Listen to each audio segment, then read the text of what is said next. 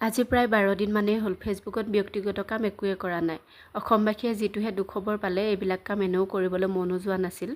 তেওঁৰ বিষয়ে বা তেওঁ কিবা পোষ্টসমূহ শ্বেয়াৰ কৰা হৈছিল, কিন্তু নিজৰ ব্যক্তিগত একোৱেই দিয়া হোৱা নাই।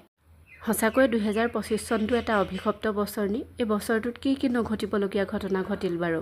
অসমবাসীৰ বাবেতো তাতকৈ অভিশপ্ত বছৰ। এই বছৰটোতে আমি জুবিন দাক হেৰুৱালোঁ। অসমৰ এক সম্পদ হেৰুৱালোঁ, যাৰ কোনো ক্ষতিপূৰণ কৰিব নোৱাৰি। তেওঁ যিখন অসমৰ কথা কৈছিল, এইকেইদিন সেইখন অসমকে ক'ৰবাত নহয় ক'ৰবাত প্ৰতিফলিত হৈ আছে।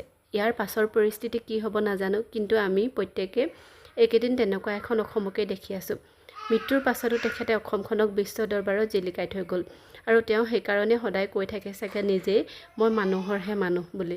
সুখ দুখৰ সমষ্টিয়ে হৈছে মানুহৰ জীৱন। মানুহৰ জীৱনত যিমান দুখ থাকিলেও মানুহে সদায় পৰিস্থিতিৰ সৈতে মিলি আগবাঢ়ি যাবই লাগিব।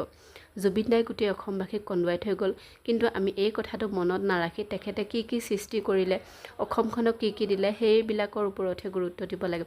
তেখেতৰ যাতে সৃষ্টিৰাজি আমি কোনোদিনে ধ্বংস হৈ যাবলৈ নিদিওঁ, তাৰ ওপৰত গুৰুত্ব দিব লাগে।